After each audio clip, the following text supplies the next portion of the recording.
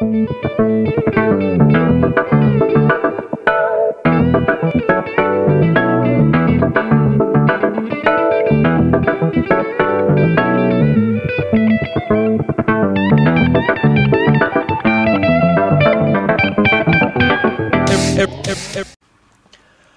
everybody, hey, how's it going? And I put out that backstory for my car in preparation for newer videos that I'm putting together and fixing my mistakes and learning from my mistakes and moving forward and not giving up on my EM1. I found a whole bunch of messenger clips where I was posting updates of my build to friends, and I'm gonna start throwing them up here for you guys so you can take a look at them. So please, if you need any reference to how I got to this point, and well, no, I'll probably just try and put in these little videos like this right here to keep you rolling on it, but please feel free to check out my backstory and listen to it, my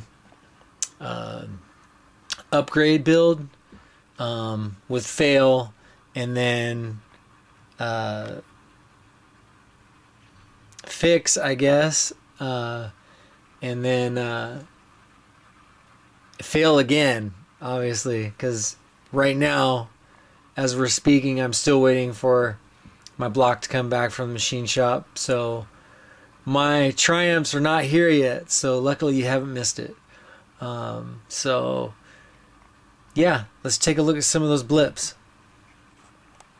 Got the tranny apart, got the gears out, got the ring gear off the LSD, got it measured up, figured out the ones I need, got my gear ratios and whatnot coming from Austria, tearing down the head, gonna be cleaning it up, getting all my goods in there, my good goods. First time doing a full gear set change, cross fingers, knock on wood, wish me luck. Alright guys, I got the main shaft done. Yeah, sweet, cool. Now the counter shaft. Had to stop by the freight, get a bearing puller. As you can see, I got it on right now. Here we go. My shout out to Sean at Weddle Industries is where I got these gears from, and after searching online through different distributors to purchase these albins gears, because you have to go through the distributor to get the albins gears, Weddle Industries was the best price that I found for these gears, and yeah, got a great deal, and he hooked me up with some swag, bunch of stickers, shirts. It was very cool, and they even sent me a Christmas card. Hey guys, still waiting for the block to come back, but got this little card in the mail, and I flipped it over and I looked, and it says Weddle Industries on the back. I used Weddle Industries to purchase my semi-helical dog gears for my B-Series transmission from Austria, and they were the best price. You guys, out of everyone that I looked at, I think I saved like 600 bucks going with Weddle Industries, so check them out, probably for your K-Series gears. But I wanted to open this up with you guys. Can you hold this? Very cool look. It says Happy Holidays, and it looks like little avatars of all their crew at Weddle Industries, and then they all signed it from everyone at Weddle Industries. Check that out. Anyway, Merry Christmas, guys. With everybody, it's very cool. Had it in my tree. Yeah, you guys will see that at some point here. I have clips of that somewhere, but let's get into this. If you can see that, slowly coming off as I turn this. Yeah, baby. Alright, we got 5th gear out of the way, the bearings out of the way. Time to pull off 4th gear. Booyah. Well, they don't show this next step in the manual. I guess they figure if you took the last few off with the puller, you'll be pulling this too. Luckily, this kit looks like I'll be able to do it, but I have no idea. It doesn't show it, so I guess you'll see in the next clip whether or not this actually works. But holy shit, I was able to get the whole stack off in one pull. Fuck. Why they didn't put it in the manual, I have no idea. They all tell you, no, don't do this. They don't recommend you do it. It's too difficult. People just throw stuff away. I have been doing things right, you know, allowing a power grid of myself to work through me, and knowledge. Torquing the new final drive onto the differential. Yeah, baby. Y'all didn't know, hey, check that phantom grip out right there. Posy. Posy. Yeah. Alright, where we at, y'all? I got the transmission together finally. Got it in. Pain in the ass. Always a pain in the ass doing the transmission. Luckily, I got a transmission jack this time to assist me a little bit, and still it was difficult. I had to basically ratchet strap the engine to the front of the car so it wasn't hitting the subframe, man. That's like always hard.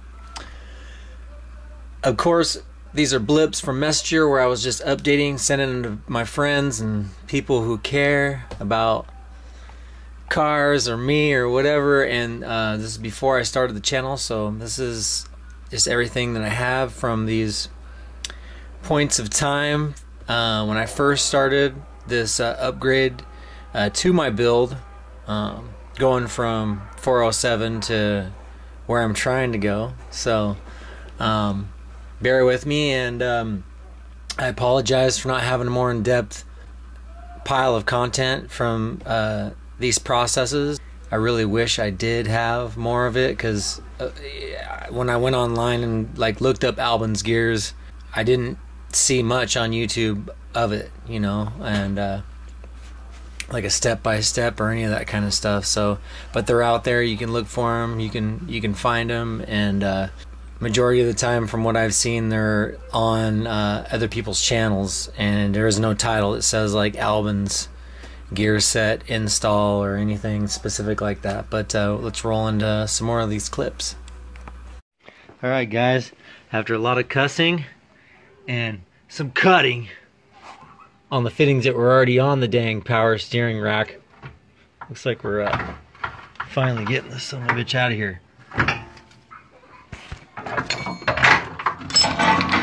Yeah. Alright, everything's looking Gucci. The diameter of the shaft coming out of the gearbox is about a 16th smaller than the original, maybe 16 plus. Hopefully the joint tightens up, we'll bite on those teeth, and we'll be solid. Alright guys, so the knuckle is just about an 1/8 2 slop on that shaft from the gearbox on the rack and pinion, but that's alright. I ain't gonna wait. Even though the part numbers match up on the website saying it's all cohesive and Gucci, I want to machine some of it off right here in my garage.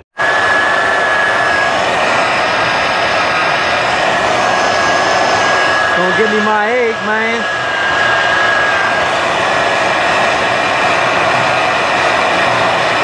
Yo, that thing's hot.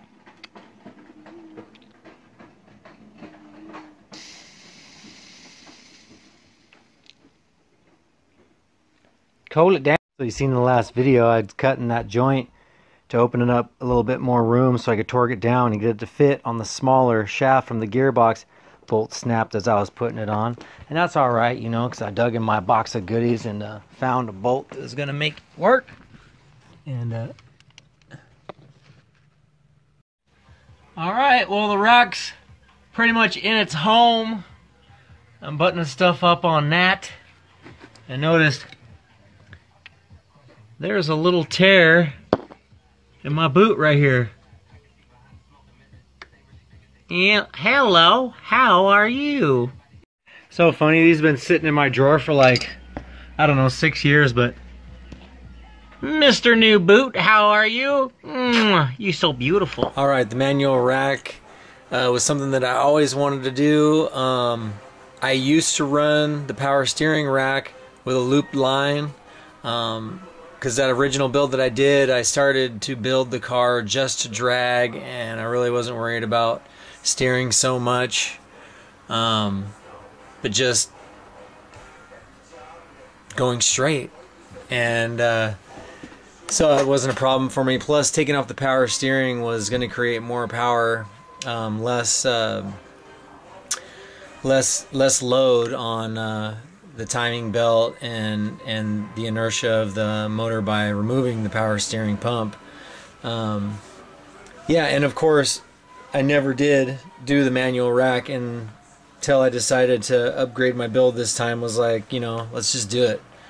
And so that was really cool to get that old power steering rack out, the manual in, and modify that knuckle in order for it to work. I guess there is a knuckle that you can get for that. You can just, you know, get the older Civic manual knuckle off of you know, a site or whatever for the DX model or something, and then use that instead. But it was just easier for me to modify that knuckle and use the one I had. Then I didn't have to wait. Then I could get it in, and you know, it works. So I'm cool. I'm happy about that.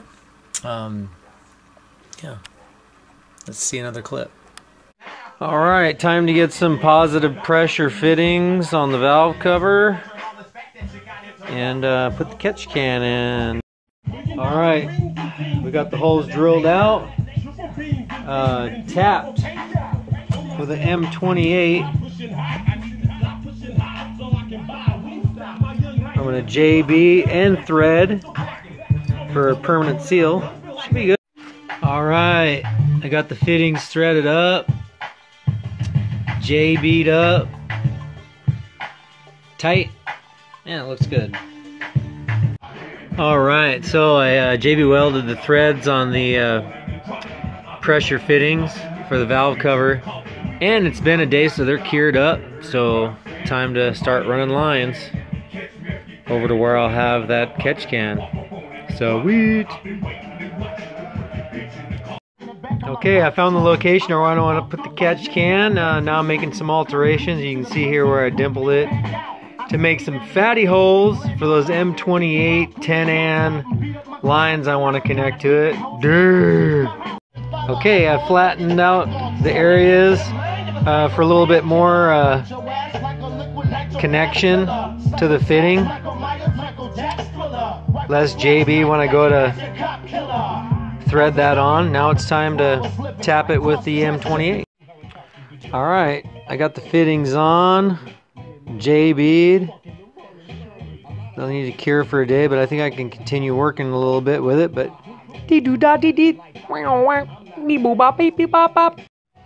alright guys, alright, I got the fittings on, I got my lines in. Of course I'm short one fitting, so I got one that on order. Here's the catch can with my additions. See here, yeah. Lines going to the valve cover and to the... Well, that was great. Before the kids freaked out and had to go inside, I was able to get the fitting on. I need some jelly toast. What's up? I need some jelly toast. Is that how we ask? Please, can I have the jelly toast? Yeah, bub. All right, so that was the valve cover fab for the catch can fitting lines, and you saw there I got that big M28 tap from China, and after drilling those holes in the cover, tapped it out so I could thread the fittings in. Those pretty red aluminum fittings, they look pretty good on the and then I went ahead and sealed that with JB because I didn't want any leaks or anything, and then ran the steel braided to that old catch can. Man, I've had that catch can since my first build. I think I started that first build back in like 08, and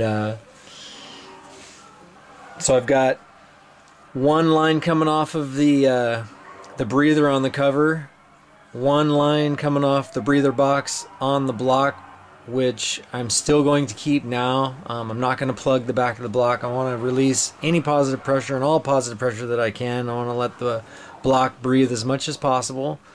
And then of course those two fittings that I put on the front of the cover. So it's got 4 lines going to it, and I know it's a little can, but so far it seems to be working pretty good.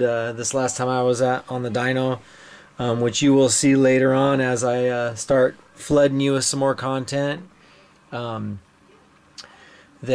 it was holding up and it was doing its job and it wasn't getting filled up. So hopefully by the time I get the block back from machine and we finalize this thing and knock on some wood, we get power and we have no problems, no issues, that it still does its job without filling up. And I guess that's it. So anyway, I want to close this clip segment of my first upgrade build since my previous build on here, with my you know, messenger clips that I had before I started the channel. So again, if this is your first time here, welcome. Please leave a comment, subscribe so you can see all my failures, and I'm not much for notifications, but hell, you can do that too if you want. Anyway, so I'll see you on the next one.